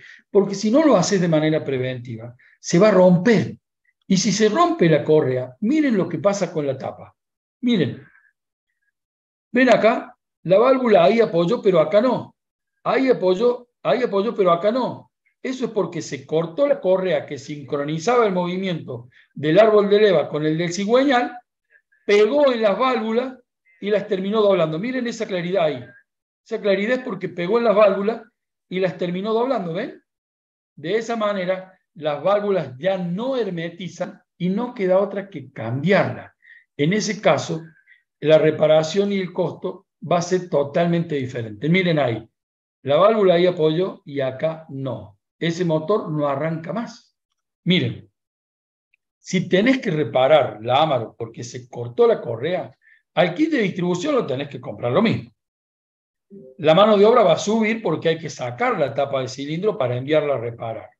La reparación de la tapa de cilindro también la tenés que pagar. Antes no, pero ahora sí. Tendrás que comprar repuestos nuevos porque las válvulas, las juntas, es algo que antes no necesitaban. El total ya asciende a 780.530 pesos o 1.115 dólares. Básicamente, una correa de distribución cortada en un Amarok te significa, entre lo preventivo y lo correctivo, una diferencia de 461.900 pesos o 660 dólares. Es decir, a menos que a vos no te cuesten regalar 660 dólares y tener el vehículo casi una semana parada, siempre va a ser mejor el mantenimiento preventivo que el correctivo. Y así en otros casos. Mira, el costo de reparar el excesivo desgaste de un juego de pastillas de freno puede llegar a ser el 150% más que reemplazarlas a tiempo. Hoy reemplazar una pastilla de freno puede rondar los 31.000 pesos a 45 dólares. Si te demoras y lo haces, vas a gastar entre 70 y 80.000 pesos por no hacerlo preventivo y tener que hacerlo correctivo. El costo de reemplazar una junta homocinética en lugar de reemplazar su fuelle a tiempo puede ser 180% más que reemplazar el fuelle a tiempo. Sobre 24.400 pesos o 42 dólares estaríamos hablando de casi 100 dólares por no hacer, o 75.000 pesos, por no hacerlo de manera preventiva y hacerlo de manera correctiva. En síntesis, el mantenimiento preventivo siempre te va a convenir, siempre te va a convenir. Vamos a entender el instrumental. El instrumental es el conjunto de indicadores y medidores como velocímetro, odómetro, combustible, temperatura, que proporcionan la información en tiempo real sobre el estado y el rendimiento del motor, del vehículo.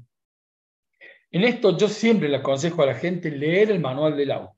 En el manual del auto tenés toda la información necesaria para poder interactuar con el instrumento de manera correcta. ¿Sí? Lo que sí te voy a dejar es algo que es universal.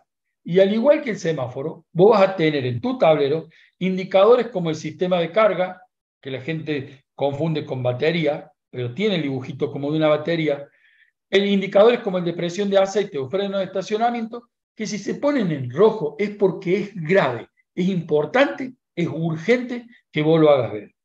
Hay indicadores como el check de motor, o como el de ABS, o como el del airbag, que se prenden en amarillo para que tengas precaución y lo hagas revisar.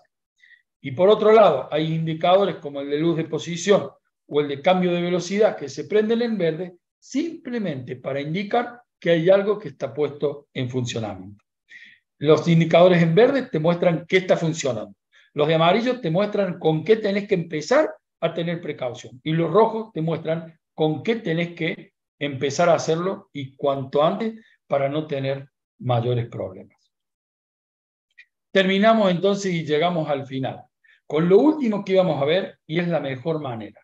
¿La mejor manera de qué? Me podrás decir. Bueno, ya entendimos cómo cambiamos de lo que antes era una fuerza trasladando una carga y hacerlo a través de carriles a esta idea de la automoción. Claro, que para nosotros lo contemporáneo es la automoción, pero lo que nosotros vivimos hoy es esta realidad. Autopropulsados, sin necesidad de carriles, un confort de marcha cada vez mejor, cada vez más lindo andar en los autos, cada vez menos ruido, cada vez mejor suavidad, cada vez mejores sistemas de freno, mejores sistemas de suspensión, vehículos que ahora tienen cada vez menos emisión de contaminantes, vehículos que cada vez nos hablan más a través del tablero con mensajes ya escritos, más allá de los colores, vehículos que necesitan y siempre van a necesitar que los mantengamos. Ahora, quiero terminar y cerrar esta clase contándote cuál es la mejor manera de ponerle fin a lo desagradable. En toda esta historia de la automoción existe algo que es desagradable y es la realidad de tener que interactuar con muchos mecánicos. No lo digo yo, lo dice la gente que permanentemente se contacta con nosotros, hablándonos sobre lo cansado que están de que le mientan, lo cansado que están de que lo estafen, lo cansado que están de sentir esa impotencia de que le cobró de más, o de que sabe que le cobró algo que no hizo, o le cobró algo que no pudo, que no cambió, o de no poder controlar si es verdad que lo cambió. Todo eso desagradable, hoy le podés poner fin. ¿Cómo le podés poner fin? Siguiendo aprendiendo de mecánica, seguir avanzando yo en la mecánica. ¿Qué es lo desagradable? Las mentiras y las estafas. ¿Qué es desagradable? Los costos innecesarios. ¿Qué es desagradable? Reparaciones ineficaces. ¿Cuántas veces o a cuánto les ha pasado que salen del taller, llegan a la casa y ya tienen el mismo problema que tenían cuando fueron al taller? ¿Qué es desagradable? La seguridad y el riesgo.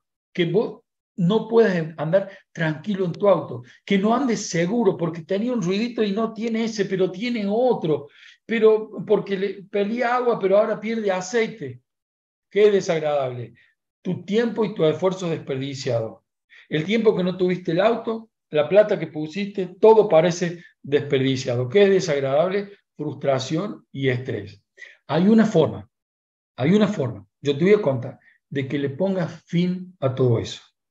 Si este tipo de situaciones de verdad son desagradables para vos, no podemos cambiar la realidad del auto que necesita mantenimiento. No podemos cambiar la realidad de muchos de los mecánicos, pero sí podemos cambiar formándonos nosotros. La pérdida de confianza es lo más desagradable y es lo que más la gente nos ha comentado. Bueno, yo quiero, para terminar, presentarte el curso de mecánica para no mecánicos. Es un curso pensado para vos, que no sos mecánico, para vos que sos propietario de un auto, para vos que sos el dueño de un vehículo, que compraste el primer auto, que no sabes cómo cuidarlo, para vos que sos mujer y que parece que todos los mecánicos te mienten, que hasta ahora vos no te hacías cargo del mantenimiento, pero ahora lo tenés que hacer y no sabes cómo hacerlo. Para vos que estás cansado de que te mientan, cansado de que te estafen, para vos que no sos mecánico, este curso es de mecánica justamente para no mecánicos. Es un programa pensado, ideado para la formación de una nueva generación de propietarios de vehículos. ¿Cómo es esa nueva generación? Miren, propietarios que no gastan de más, propietarios empoderados, propietarios, como decíamos, ¿se acuerdan en el vivo de ayer? Propietarios con poder, con autogestión, que cambian la situación, propietarios autónomos, seguros, confiados, que se pueden mover con tranquilidad en el vehículo, que son capaces de diagnosticar y que son muy efectivos cuando tienen que comunicar. Ese tipo de propietarios no nace solo, no surge solo, no viene solo, se forma, se crea, se desarrolla. Y mecánica para no mecánicos es la herramienta para poder dejar atrás lo desagradable. Es la herramienta para que pueda ser parte de ese nuevo tipo de propietarios. ¿Qué nos motiva?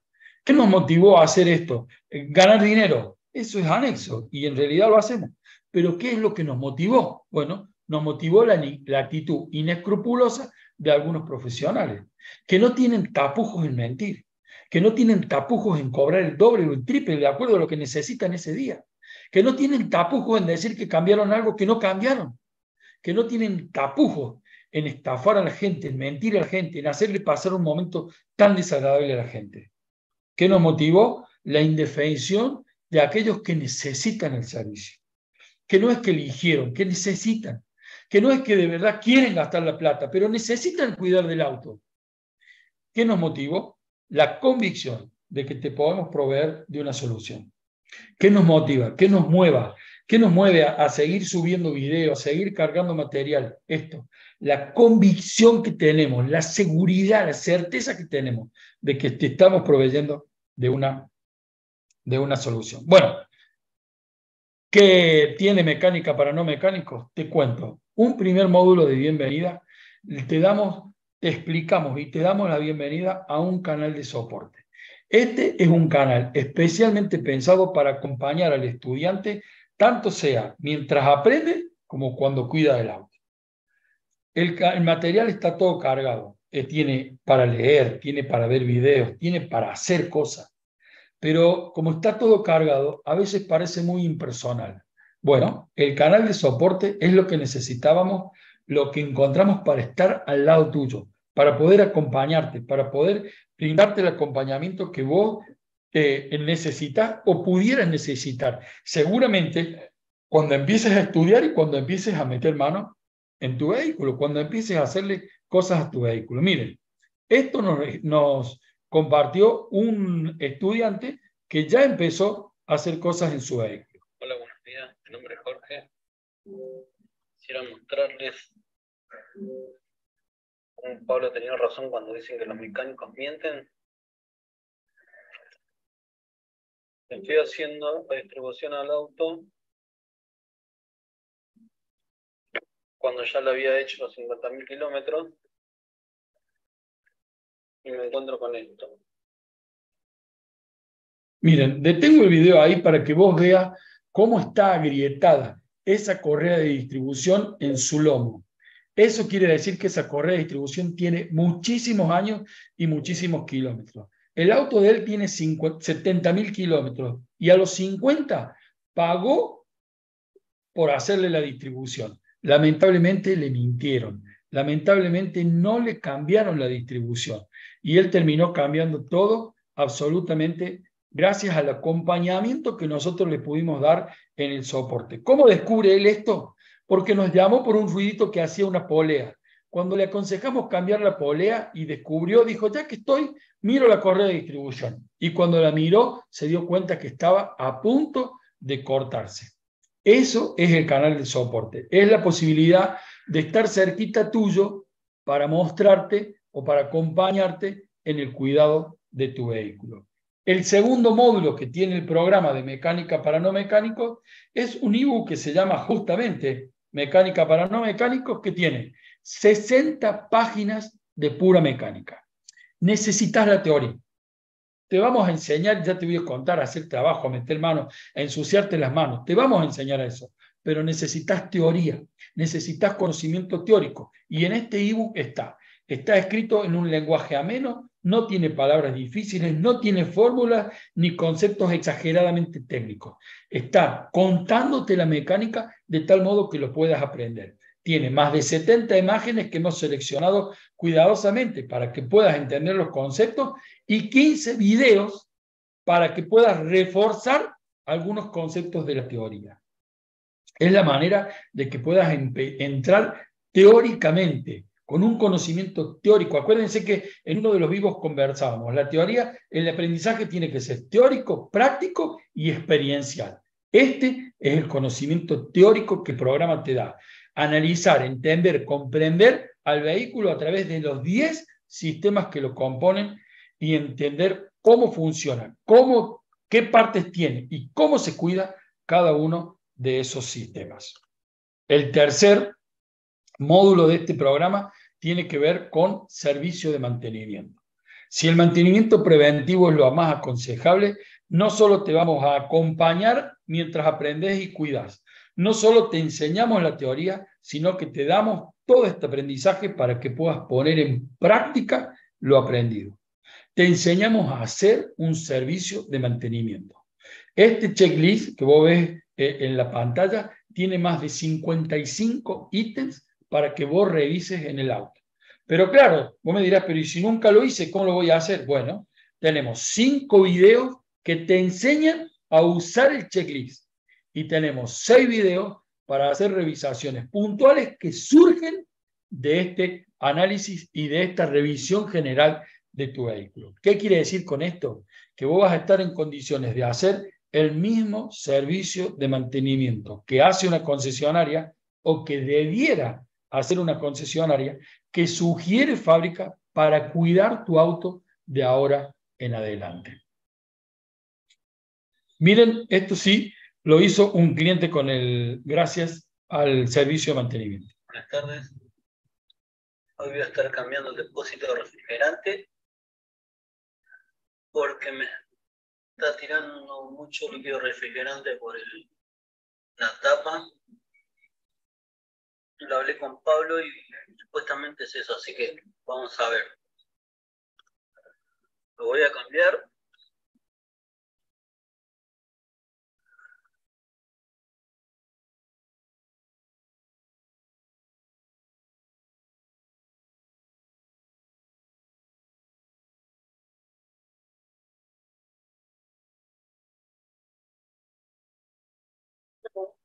Acá también el depósito, anda todo bien.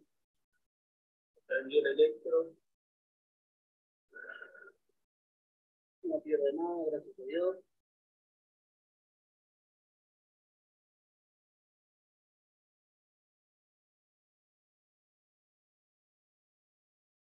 Gracias, Pablo, por los consejos y quedó espectacular.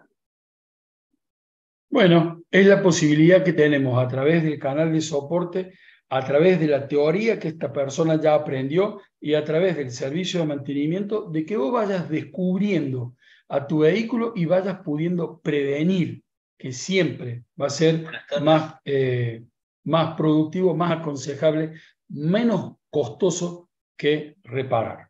Nuestro programa tiene entonces un canal exclusivo de soporte para que vos puedas contar con nosotros cuando lo necesites.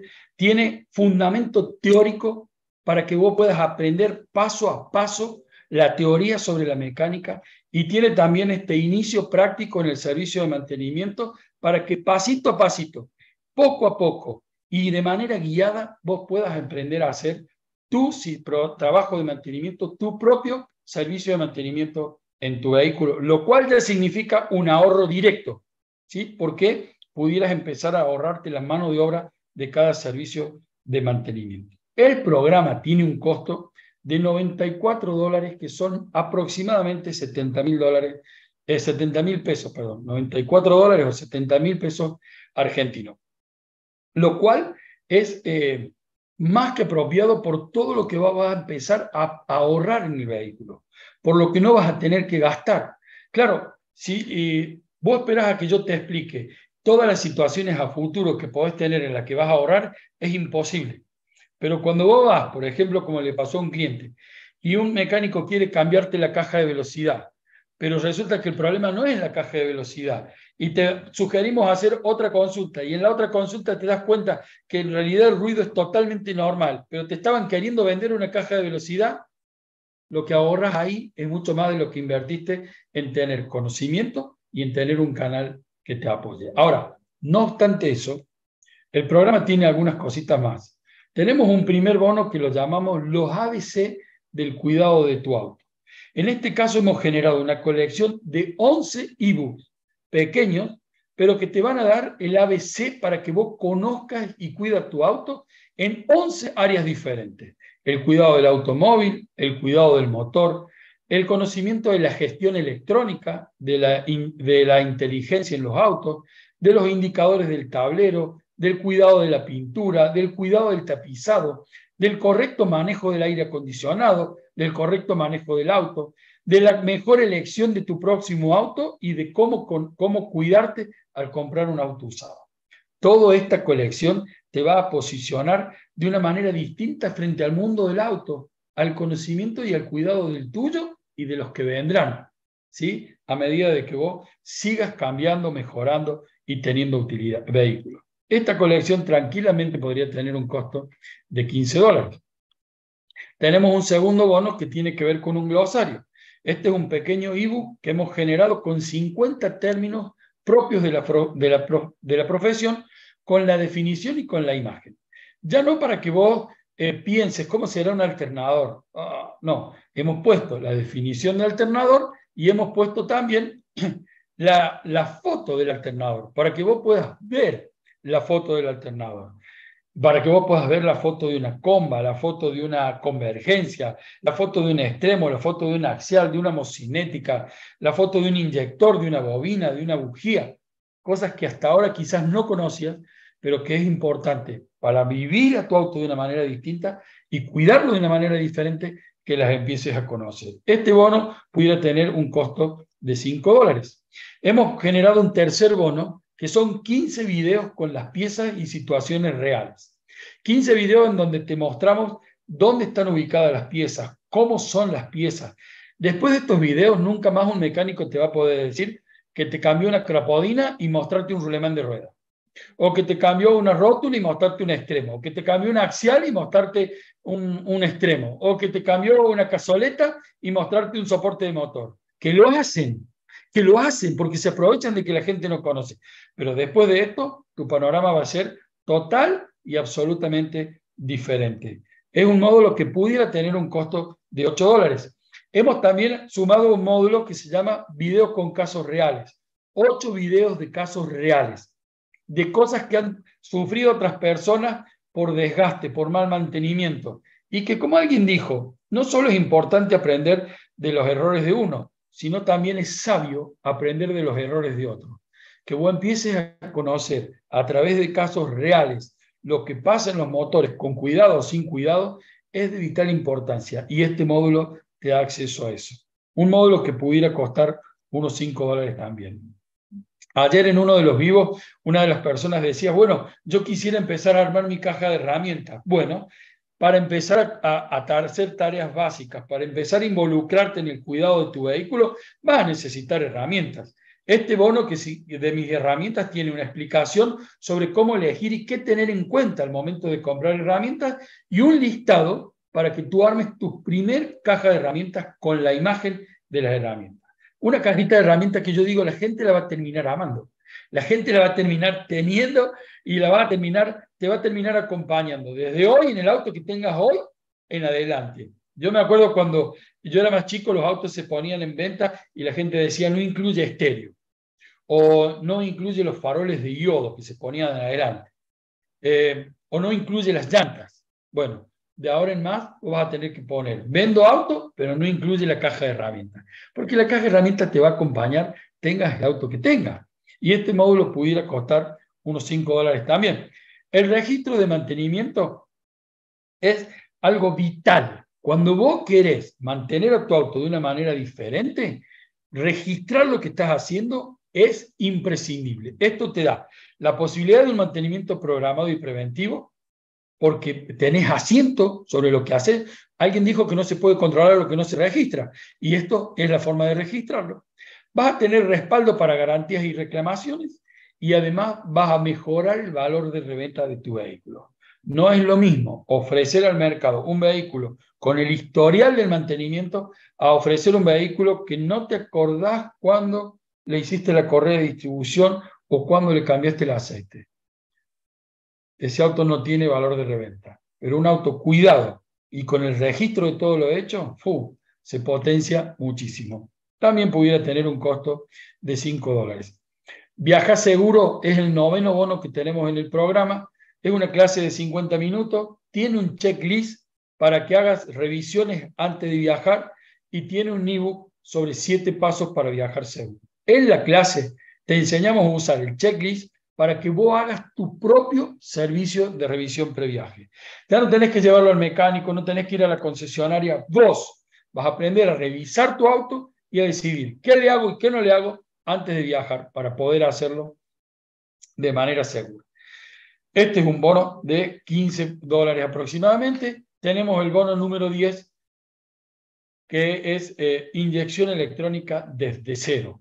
Esto es una clase de 80 minutos sobre la inyección electrónica, pero arrancando desde cero. También tenés el material audiovisual usado en la clase y un ebook sobre inyección electrónica desde cero que se puede leer en cualquier dispositivo. Un bono que puede costar $15. Esto es todo lo que compone el programa de mecánica para no mecánicos. El material más completo que existe en la actualidad para quitar lo desagradable de tu experiencia con el auto. La mejor manera de ponerle fin a lo desagradable. El costo del programa básico más los bonos estaría en más o menos $169, pero olvídate de esto, porque no es esto lo que hoy por hoy cuesta. El programa cuesta $94 o 70.000 pesos con todo esto, para que vos puedas entrar, avanzar a tu tiempo, avanzar en tu ritmo y hacerlo con acceso de por vida.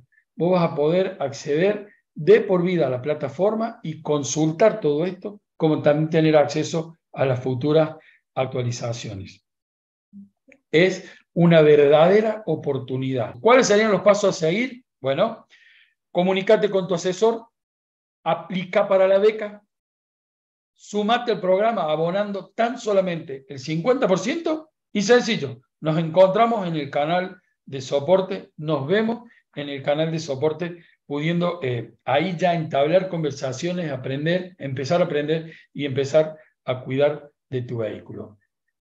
Hay gente que nos pregunta, bueno, ¿qué pasa si tengo dudas, si quiero preguntas? Para eso está tu asesor. Para eso está la persona que te invitó a la sala, para eso está la persona que te ha ido pasando información, que te invitó a los vivos, para eso está la persona que te acompañó hasta este momento, para que vos puedas preguntarle a él todas las dudas que vos tengas, todas las dudas que vos, las preguntas que vos quieras, se las podés hacer a él para que él te pueda acompañar. Son dudas y preguntas sobre el curso, ¿no es cierto? Sobre el programa. Todo lo que tenga que ver con el auto y con problemas puntuales de mecánica, ya sabes, el canal de soporte está para eso. Pero si tenés alguna duda sobre el programa, sobre cómo pago, cómo accedo a la beca, cómo me puedo sumar, cómo me termino sumando al programa, cómo hago para entrar, cómo recibo el acceso, en qué dispositivo lo puedo ver, todo ese tipo de preguntas, por favor, no dejes pasar la oportunidad por alguna duda de esa. Habla con tu asesor. Toma la oportunidad. Deja de renegar, deja atrás lo desagradable, comenzá un nuevo camino. ¿Y qué más? Hacelo con el 50%. Les agradezco infinitamente el haber estado ahí, les agradezco el haber estado presente. Nadie se ha ido de la sala, todos han estado ahí. Han sido 2 horas hablando de mecánica. Gracias. Nos estaremos viendo donde la mecánica nos cite y espero verlos a todos en el canal de soporte. Muchas gracias y muy buenas noches para todos.